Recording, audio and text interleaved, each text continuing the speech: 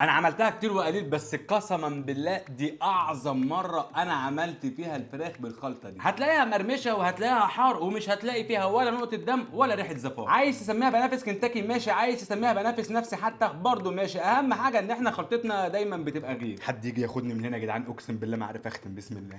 يا مساء الزبده. كتير عارف ان انا من عشاق الفراخ، بس مش بس عشان ارخص من اللحمه اللي بالمناسبه ما بقتش بتدخل كتير من البيوت، وربنا يوسع رزق الجميع، لكن كمان عشان انا بعشق كل حته في الفرخه. لذلك هنعملها النهارده بطريقه سلسه وسهله تنفع لكل المغتربين والمكسلين. ما تيجي نعرف عملناها ازاي؟ بس كالعاده ايها الساده، قبل ما نبدا بندعي لامواتنا بالرحمه وبنصلي بينا على نبينا. اتفضل. لا انت جاي فين؟ اتفضل معايا، انا هكمل الاكله وانت هتسمع الوصفه. ندخل في المفيد ونبدا الاول بتنظيف الاجنحه اللي ممكن تشتريها لوحديها او تجميعة اكتر من فرخه، لكن في الحالتين بولة ميه ننزل فيها الاجنحه ونضيف عليها الدقيق وتوزيعه حلوه ونشقلبها ونريحها خمسايه تتنضف. بعدها نطلعها بشويش عشان نتبع التعليمات الخاصه بتنظيف الفراخ ونصفيها من الميه من غير لغوصه. خليك عارف ان كل ما حاولنا نقلل السوائل اللي فيها كل ما قللنا زفرتها وزدنا من حلاوتها، وطبعا الكلام ده بيحصل بالتنشيف واننا نقطع الطرف الاخير من الاجنحه. اما بقى الاطراف اللي متبقيه معانا دي فاديها نص سلقه، واكرمكم الله ناكلها للقطط او للكلاب، ربنا يتقبلها منكم اللهم امين. وبكده تكون الكميه اللي حلتنا جاهزه للتنشيف وللتتبيل. حلتنا الحلوه الشفافه عشان قلبها ابيض ومن بره تبقى متشافه، شويه ملح وفلفل اسود وبصل وتوم بودره وبابريكا وشطه، ولو عندك مستردة يبقى فله شمعه منوره، لكن انا ما عنديش، بس عندي صوص ليمون معصفر فهستبدلها بالمستردة، ودي كانت احلى حاجه انا عملتها النهارده، عشان كده الخلطه دي افتكاستي انا. ننزل على الخليط الحلو ده بشويه لبن رايب او زبادي ايهما اقرب اليه، والسبب ان ده بيساعد على ان الفراخ ما تكونش ناشفه من جوه، او زي ما بيقولوا الناس الفافي تبقى جوسي. وطبعا تقليبه محترمه ونغطيها، وفي التلاجة نخليها، اسمع مني، سيبها مش اقل من نص يوم، لكن لو كنت مستعجل فيبقى مش اقل من ساعتين. وطبعا لزياده الامان نعقم المكان ده ضروري، خصوصا لو بتعمل فراخ. وطبعا بما ان في حاجات كتير تتعمل جنبها، ممكن ريزو، ممكن معكرونه، الف ممكن وممكن، لكن احنا هنكتفي بشويه بطاطس ودي اللي غسلتهم كويس، وطالما عايزين نحتفظ بقشرته يعني نغسلها من بره بليفه ما تكونش مستخدمه قبل كده، دعكه خفيفه، وبعدها نقعتهم في ميه وخل لمده 5 دقايق عشان نتاكد من نظافتها. بس لو حبينا نعملها صح الصح يبقى بعد ما نقطعها بطريقه الويدجز هي كمان لازم نجففها من الميه اللي فيها زي الاجنحه بالظبط. بعد ما نشفتهم قدر الامكان حلتنا الشفافه وننزل ببهاراتها، شويه ملح وتوم بودره وكمون وبابريكا وشطه وزعتر عرايش، وبالتاكيد زيت زيتون، وقلبتهم كويس وننزل بكل واحده بطاطس تتزفلط في تتبيلتها. وزي ما دايما بقول كل شيخ وله طريقه، كذلك الاذواق، اللي يعجبك مش شرط يعجب غيرك. بس بعد رجه شمال ويمين نسيبها في التلاجة اقلها برضو ساعتين، وانا سبتها من البدايه مع الاجنحه في التلاجة عشان تتشرب براحتها يا ساده. لكن وقت التحضير هنبدا الاول نفتح النار ونسخن الزيت عشان نجهز للي بعد كده. هنجيب بوله كبيره وننزل فيها بشويه دقيق محترمين، عليهم حبه ملح وبابريكا مدخن لو متوفر، وشويه شطه، وقلبهم كويس واركن على جنب. وهنجيب بوله تانية هنحط فيها ميه ساقعه على كام واحده تلج، وهشرح واحنا بنعمل كل بوله من دول لازمتها ايه. لكن الاول نفضي الاجنحه كلها في التتبيله اللي المفترض ان انسجتها اتبلت وشربت التتبيله كويس، وهننزلها في الدقيق المملح عشان تاخد وش اول للاجنحه، تقليبه بايدينا كويسه زي اللي بيعملوها في المطاعم، ونضغط على الدقيق في الاجنحه ونمسك مجموعه مجموعه نغطسها في الميه الساقعه ونرجعها مره تانية في التتبيله. طب ليه بقى الميه الساقعه؟ هقول لك يا سيدي، لو تاخد بالك احنا كرجاله لما بنحلق دقننا بيعملوا لنا فوطه سخنه عشان ننضف وشنا من الحبوب السوداء، وبعدها فوطه ساقعه عشان تقفل الانسجه. نفس الحال بالظبط في الفراخ، الميه الساقعه عشان تقفل انسجه الدجاج على التتبيله، والكفر الاولاني اللي عملناها وده الكفر التاني اللي بنعمله. الاهم بقى اننا ننخل المصفى مره واتنين عشان ننزل منها الزيادات بدل ما تنزل في الزيت. في ناس بترش ميه على الخلطه قبل ما تنزلها الزيت بحيث انها ما تفرولش، بس بصراحه بحس ان الخطوه دي بتضيع وتخفف طعم بهاراتها. الخطوه اللي جايه بقى هي الاهم، وهي خطوه التحمير، لان احنا هننزلها في زيت غزير ومش هينفع اكون بخيل. نار عالي وننزل بالاجنحه ونهدي النار بعد كده للمتوسط، ونسيبها من 10 دقايق لربع ساعه بالكتير حسب الكميه اللي في الزيت. وعلى ما تجهز هنجرب مع بعض حاجتين، هناخد منهم واحدتين نجربها في القلايه برضو، عشان انا مش عارف هل الخلطه دي تنفع في القلايه ولا لا، ودي فرصه كويسه اننا نجربها بالمره. هنرصهم وهندهن وشها من بره بالزيت حاجه خفيفه عشان ما تنشفش، وهعمل البرنامج على تسويه الفراخ او على درجه حراره 200 لمده ربع ساعه وعينينا عليه. وهنجرب برضو للناس اللي ما عندهاش قلايه، هنعمل واحدتين في الفرن بنفس طريقه القلايه، هندهنهم على وشهم حبه زيت في الخفيف وندخلها على نار متوسط لمده 20 دقيقه وعينينا برضو عليها. اما بقى بالنسبه للاجنحه بتاعتنا اللي في الزيت فهنطلعها بعد 12 12 دقيقه بالظبط وندخل الدفعه الثانيه. وبعد ما طلعت الدفعتين للاسف اكتشفت ان القلايه والفرن مش هيظبطوا معايا، لذلك قررت ان احمرهم احسن ما اخسرهم. لكن فاضل حاجه اخيره بالتاكيد معانا ناقصانا، الويدجز اللي هنسويها في القلايه. ورقه زبده ونفرد فيها كل الكميه اللي معانا، والقلايه دي بتاخد حد اقصى كيلو ونص والكميه اقل من نص كيلو، يعني افرد ما يهمكش. وبالنسبه للتسويه سواء قلايه او فرن على درجه حراره 180 لمده ربع ساعه وعينك عليه. ولو فرن هنعملها بنفس الطريقه، بس سواء فرن او قلايه ما تحطش زيت. وده ليه؟ انت بتسال كتير على فكره، لان في البدايه على خلطتها وتتبيلتها حطينا الزيت. خليني بقى اقول لك ان الاجنحه حقيقي غلبت بيها اشهر المحلات اللي بتعملها، بالتاكيد سهل تتاكد من اللي بقوله لما تجربها وتستطعمها. لا مؤاخذه ولا نقطه دم ولا زفار ولا نيه، يعني خد قلبي وعينيا. نطلع بقى الويدجز بتاعتنا بعد ما خدت التسويه التمام ونرص الكميه اللي هتكفينا ونستمتع بالحكايه. بس خلوني الاول توجه بالشكر لكل اخواتنا المنضمين جداد، وده ما يخلينيش انسى بالتاكيد ان انا اشكر كل الناس اللي موجودين في عيله صومعه الجرح من زمان. في الحالتين سواء كنت لسه منضم جديد او معانا من فتره، يا ريت بس تتاكد انك انت عامل فولو ولايك للبيج. اقسم بالله طعام والله. هو انا كاحمد كان نفسي الاجنحه دي في القلايه او في الفرن يظبطوا، بس للاسف بالخلطه دي مش هتنفع تظبط ولا في القلايه ولا في الفرن، ومش عارف ليه. اللي يعرف لها حل ممكن نجربها مع بعض بعدين يكتب لنا في التعليقات. حد يجي ياخدني من هنا يا جدعان، اقسم بالله ما عارف اختم. بسم الله. وبالتاكيد ده يستاهل منكم الفولو واللايك والشير، واتمنى لي من قلبك الخير. ولو بتتفرج على اليوتيوب مش سبسكرايب، لو بتتفرج على الفيسبوك ما تنساش فولو واللايك، وادعي لامواتنا بالرحمه ويصلي بينا على نبينا. هتقول لي ما دقتش الويدجز؟ يعني احنا عملناها قبل كده بصراحه، واحلى ما فيها هي زعتر العرايشه. بسم الله.